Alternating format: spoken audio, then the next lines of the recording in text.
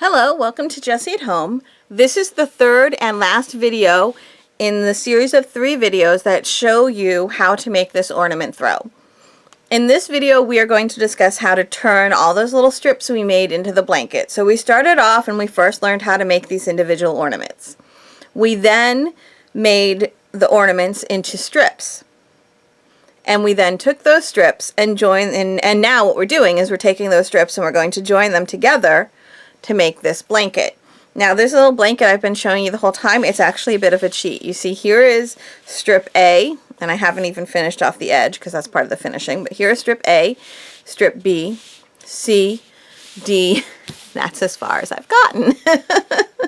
Okay, so you can see I've only actually joined the first 4 strips here. I'm going to show you how to do this, how to join your blanket using strips starting with strip E. I'm going to show you how to do it as though it's from the beginning, as though I'm using strips A, B, C, and D. I just wanted to let you know that, so as you're working, if you happen to notice that the color patterns of your ornaments are a little bit different than the color patterns of my ornaments, that is only because I've already done the first 4, and the 4 that I'm using aren't actually the first 4. But the red, pink, oranges are still red, pink, oranges, and the blue, green, purples are still blue, green, purples, so it'll be fine. Just don't get all crazy if you notice that your color layout isn't identical to mine.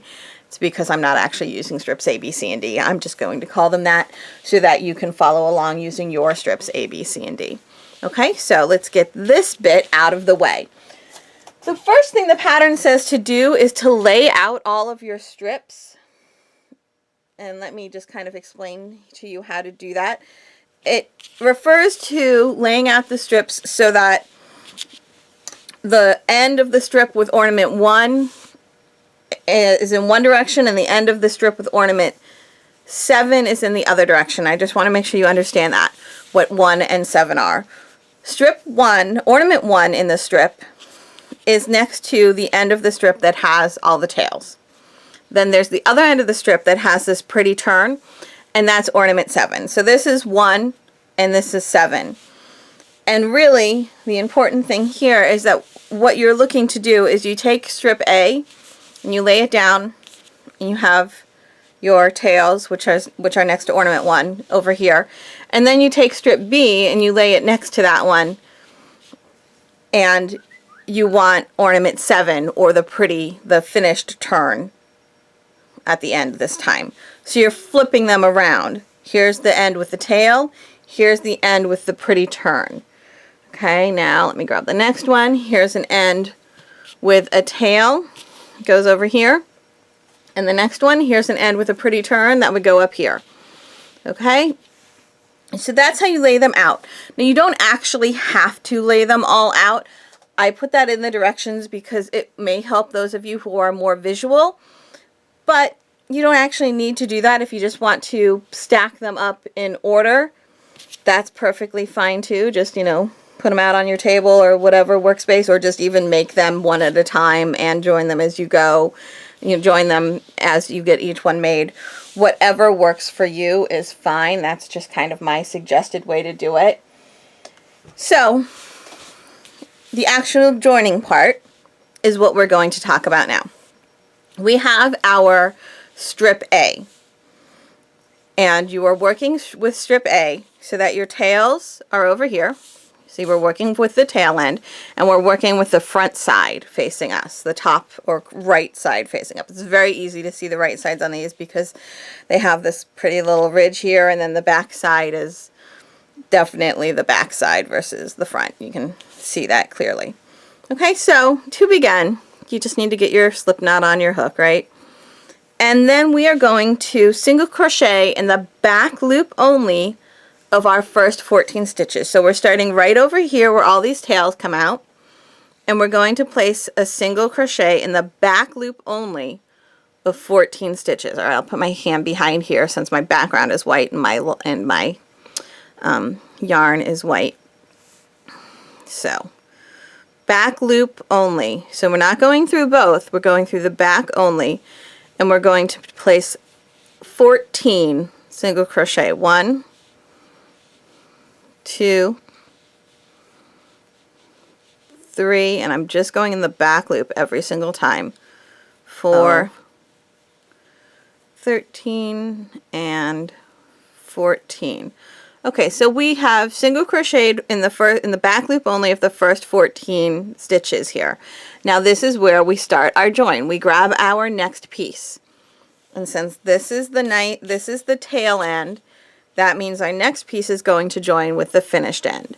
And you see here, I have my chain 2 right there, okay? And then I have the double crochets. I'm going to start joining this at the double crochet right here. Here is my chain 2. Here's my chain 2. This first double crochet next to the chain 2 is the one that I'm going to begin joining with. Right? So what I'm going to do now is I'm going to double crochet, I'm going to single through the back loop only of the next stitch here, just like I had done before, but also through this back loop of this stitch. Okay, and the nice thing is, the way these are made, the back loops kind of stick up higher, so they're easy to grab.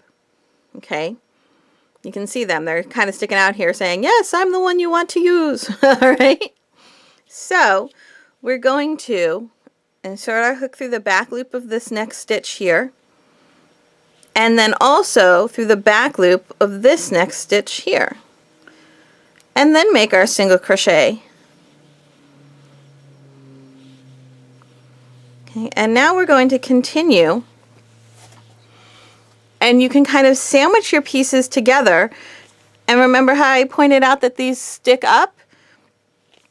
I know it's kind of hard to see with all the white here, but this back loop is sticking up from the red strip, and this back loop is sticking up from the blue strip. Those are the back loops you're going to grab. The next one on each strip is what you go through. Yarn over, pull through, yarn over, pull through both. And you're going to keep doing that. You don't really have to count anything or worry about anything as far as what looks like what. You're just going with the next strip on both pieces. The next stitch on both pieces. Single crochet together with the back loops only on both pieces. You're going to continue working in this manner. Eventually, you are going to get to the end of the red, orange, pink strip. So I'm going to continue along, and I'll join you back up with you as we start to approach the end of that red, orange, pink strip. And we're just going to continue taking the back loop only of each of the next stitch on both strips. Continue working in that manner until we get close to the end of the red one. So I've been working along, and you can see that I am on my very last ornament, on the 7th ornament of the red, pink, orange strip. I'm going to keep going until I have worked into the back loop of all of the double crochets. Okay, when I get to this chain, that's where I'm going to stop. So I'm going to do a couple more here. That one. Now you can see my next stitch would be a chain, so I'm not going to keep going anymore. I'm not going to join anymore. Now what I'm going to do is I am going to single crochet into the back loop only. See, from here into these back loops that are sticking out of the next of the strip B, or of the blue, purple, green strip. All right, and I'm only going to work into that strip. At the beginning, I only worked into the red, pink, orange strip, and now at the end, I am only working into the blue, green, purple strip. So I'm just going to finish off those last 14 stitches. Okay, we're getting to the very end here. One more. There's my little knot. Okay. And there we go. we've gotten all the way to the end. So now I just cut myself a long tail, all right, and I can pull that through, and what I'm going to do is, you see how all of these ends are on facing this side, these ends are facing this side of it. Okay, these are the ends, these are the tails from this side of my work. I'm just going to grab all of those tails and pull them through. That way they're all there and ready to use when I make my tassel. Okay, it just kind of neatens everything up a little bit. Alright, so that has the end of this join complete. Alright, there we are. And now what you need to realize is that every time you start with a red, pink, orange strip and you add on a blue, green, purple strip, you're going to do it exactly the same way. Okay, so every time you're starting with the red, green, orange, and you add on the blue, green, every time you start with the red, pink, orange, and you add on the blue, green, purple, you do that in the same way. Now this time we're starting with a blue, green, purple, and we're going to add on to it a red, pink, orange. So to do that, to add the red, pink, orange onto the blue, green, purple, we actually want to go back to the same end we were looking at before, the end that has the tail, or the first ornament on the red, pink, oranges, and that has the pretty finished edge, or the 7th ornament, on the blue, green, purple. So we're looking at this ornament right here, the 7th ornament of this blue, green, purple strip that we need to now start joining the red to. So we're going to take the red one that we're going to join. Here we have it. This is what we need to join up. Now again, we need to start all the way over here, right? Because we need to do the first 14 stitches before we do the join. So last time we were working on the 14 stitches up here. This time we're working on the 14 stitches down here, which means when we actually pick up our piece and start working, you're actually going to be working from the back of this piece and not from the front. So we're working from the back of this piece. Now we are still working in these loops that are sticking up. Okay, these are still the loops that we're working into right here. But we're just looking at it from the back this time. And we still need to do the first 14. Okay, so just these loops that are sticking up on the first 14 stitches to begin with. So 1, 2, 3, 13, and 14. So we have those 14 stitches. Just as we did here, we did 14 stitches before we joined to the blue. Same thing, we're doing 14 stitches before we start joining to the blue. Now that we have those 14 stitches, we're basically going to do the same thing. We're going to sandwich them together.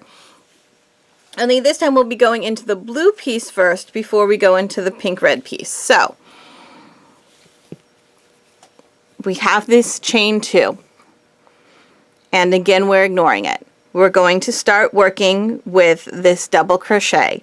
You need to put your hook into the back loop only, the loop that's sticking up of this very first double crochet on this side. And now again, the loop sticking up of the next stitch on the red, pink, orange one. Okay, which in this case happens to be strip C. Okay, and we're single crocheting those together. And we're going to keep doing that. The loop sticking up from the blue strip and the red strip. Single crochet them together. The sticking up loops. Alright, just again, same as before. So you're going to continue in this manner, single crocheting those loops that are sticking out together all the way across. You'll get to the end, and once again, you'll finish with the red before you finish with the blue. And so you'll do the last 14 stitches of the blue and then cut yourself a very long tail and fasten it off. No weaving in ends or clipping the tails any shorter, because we're going to have to add tassels on the end, and these are the beginnings of our tassels. Every single time you have a blue, purple, green to start with, and you're adding on a red, pink, orange, this is how you'll do it. Now at this point, you now know how to join all of this blanket. You're going to continue in this manner. You'll join the next blue, pink, the next blue one on the same way we joined this blue one on, then you'll join the next red, pink one on the same way we did this red, pink one, and so on and so forth until they're all together. So go ahead and do that, and then we'll come back and we will look at how to do the tassels and the final finishing of the blanket. Okay, once you have your throw all joined together, we do need to do a little bit of finishing on the two long ends, okay? And we also need to do the tassels. So let's look at one of these long ends here. We have this long end that has the red on the red side. And what we want to do is we want to actually do this last row of single crochet on this edge as well. The row that we joined, we joined together each of the strips with this single crochet worked into the back loop only. So you want to go ahead and do the single crochet worked into the back loop only on here. So all you need to do is turn your piece around. You've turned your blanket or your throw so that the unworked edge is facing away from you, as opposed to before I had the one unworked edge facing towards me. This time the front side is up still, but the unworked edge is facing away from me so that I can work into it and I'm not, you know, working at some sort of odd angle. And all you're going to do is place a single crochet in the back loop only of each of these double crochets. All right, now this is the one point when we're doing all this edging, all this working on all of these strips and joining and all of that, where we're going to have an end that's not actually worked into a tassel. I don't know why I suddenly forgot the word tassel, but I did. So all you're doing is single crochet in the back loop only of each stitch. Okay, and you're going to do the same thing with the other side as well. I keep splitting much. Oh, there's a little pool on the yarn. A little snag on my yarn back there, which is what was making everything look weird. All right, so you're just going to do the single crochet in the back loop only of each stitch along this edge, and then you're going to do the same thing on the other edge, which will have one of the blue, green, purple ends on it. Going to do that all the way across, and then on the other end where there's the tassel, you'll leave the long tail and it'll get worked into the tassel. On this end where there's not the tassel, you are going to have to weave this end in, okay? And that's really the last of the weaving in ends, because now we're ready to do some tassels. So I'm going to do this tassel just to show you. And like I said before, I kind of had pulled through the little ends, the extra ends all together. They're all pulled through on this side. They're all pulled through on this side on the top stitch, just to make things neater. It's not really crucial, but you can. What I've done is I've cut an 18-inch piece of each of the 4 blue, green, purple colors. And now I'm going to pull one end through, one end of each of those through this side of this little, of this border. I'm losing all my English today. And then I'm going to pull the other ends of these through the other side of this border. Okay. Make sure I have all my ends. 1, 2, 3, 4. Okay, let's get all of these ends, all of these ends. Oh my goodness, all my ends together. Kind of, wow, I'm having issues today.